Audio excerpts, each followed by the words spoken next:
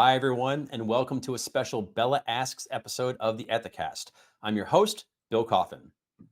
As longtime members of the Business Ethics Leadership Alliance, or BELA, know, we offer a special concierge service whereby BELA members who have any questions at all about ethics and compliance can send them to us, and then our internal experts will provide an answer and/or direct them to a helpful resource for more information. Some of these concierge requests are rather specific to a particular company's needs, but many of them represent larger themes facing BELA members. That's why we are using this show to thematically respond to high level questions from the BELA community. And joining us to give those responses is BELA Chair Erica Salmon Byrne. Erica, welcome as always. It's great to see you. Bill, thank you so much for having me. As you said, we get so many of these concierge requests every year, hundreds and hundreds and hundreds of them. It's always interesting to step back and look at some of the common threads that go all the way through, because if we had one BELA member come forward with a particular question, chances are good we've got 5 or 6 people out there in the world wondering the exact same thing. And so let's answer the questions. For sure. And that is especially true of this question because we have a lot on this topic. And nobody has actually used the language I'm about to use, but they all share the exact same sentiment. And that sentiment is OMG, how do I train my board? So this is one of those things that's way easier said than done. It's a process that is fraught with challenge, ripe with possibility, but Yep. also it's just super complicated. There's a lot that goes into it. So Erica, OMG, how do I train my board? Yeah, and Bill, I think maybe I'll start with why to train your board as far before I get into the how to train your board piece of things, because we really saw this one kick off in terms of the frequency with which we were getting a version of this question when the Department of Justice a couple of years ago put the question of compliance expertise on the board into the evaluation of corporate compliance programs document. And there were two things that sort of came out of that. One was, what do they mean by that, right? What does it mean to have expertise on the board? And two, how do I train to make sure that there's the expertise on the board, that if I wind up in front of the regulators, I would get credit that I have compliance and ethics expertise on my board. Yeah. So on the one hand, you've got that kind of why out there. And then at the same time, you've got this internal corporate reality that for a lot of companies, the directors, the board of directors, is some odd combination of Mount Rushmore and the gods on Olympus, right? Like, Yeah. it's the you have to bow before them because they are all powerful. And it can take a little while to kind of get over that, right? That these people, and they are people, right? They're not, it's not Zeus, it's a person. These people are there to uphold a fiduciary duty to oversee management of the business on behalf of shareholders, right? That's what they're there for. That's what they're there for. They're there to provide advice and guidance to management and to represent the view of people who are not in the room hearing about the strategy of the business. And so if you think about it that way, it becomes much easier to say, okay, how do I design training that has the right learning outcomes for somebody in that function? When we hosted the Global Ethics Summit earlier in April, we had a wonderful panel of a couple of directors. For those of you out there who are BELA members and have not watched that, all of the GES sessions are on demand on the BELA Member Hub. Strongly recommend you go watch this particular panel because it was fantastic. But one of the directors, who is the chair of the audit committee, I believe maybe it's risk. Anyway, committee chair at WSP, said that she thinks that her job as a director is to be inspirationally irritating, right? And so if you take that particular point of view, if you've got somebody on your board who's like, no, I'm going to ask the questions until I get the answers that I want and make sure that everybody is doing what it is that I believe the company needs to do, then you can start to think about learning outcomes for that group in a way that becomes very interesting.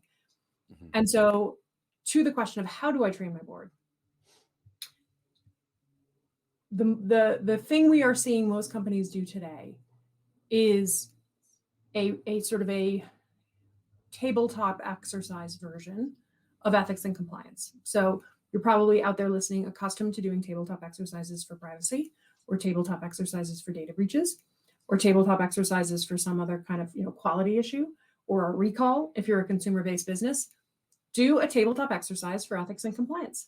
And if you don't have an internal issue that allows you to practice, use somebody else's misfortune, right? Like the Wall Street Journal has stories on a weekly basis of something going wrong in some business, in some fashion, in some part of the world. Take that fact pattern and ask yourself, not could it happen here, but how could it happen here? How could this happen here? What would it look like? What would be the pattern? How would it come up? And what would we as directors do to respond to that particular situation? That is an incredibly effective way of engaging your board in an activity that hopefully you never have to engage in from a real life perspective. But if you do, you've practiced, right? You've practiced what it looks like to talk through those kinds of scenarios. And so that's our best answer to the how right now, Bill. But it really starts with the why, right? Why do you want to be training your board in the first place? And what are the learning outcomes you're looking to get? How can people avoid the trap of having their regular board updates kind of masquerade as actual board training? Yeah. Yeah, it's and this is something that we certainly have seen over the years.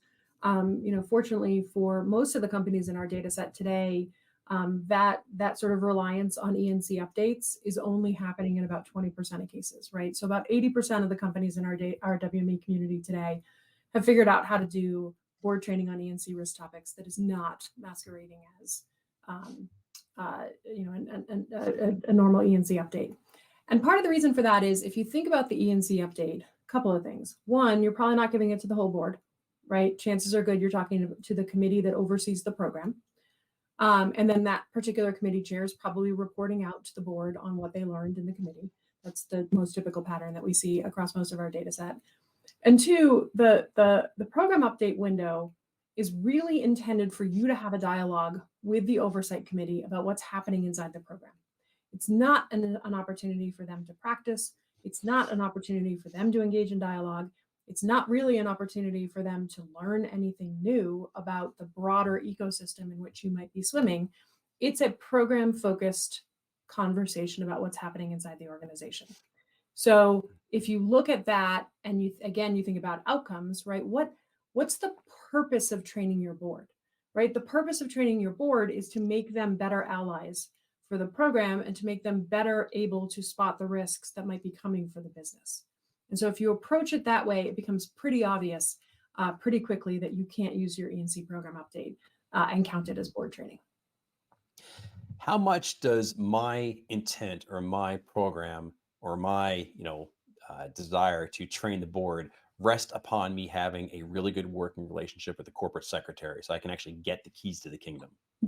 Yep, absolutely. It is one of those corporate relationships that you should not take for granted, right? Because the corporate secretary, together with the board chair, are going to control the agenda, and they are going to be the ones that decide across all of the competing priorities that are in front of the board at any given point, what actually gets the time and makes it into the room.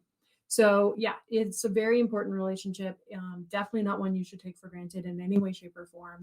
And I do think, from all the corporate secretaries that I've talked to over the years, making sure that you go in to be able to say, hey, I want to engage in this exercise with the board. Here's the outcome that I'm hoping to get from it. This is the reason why I'm doing it. And here's how many other people in our space are doing the exact same thing, right? That's going to be one of the ways that you're going to win that argument for time.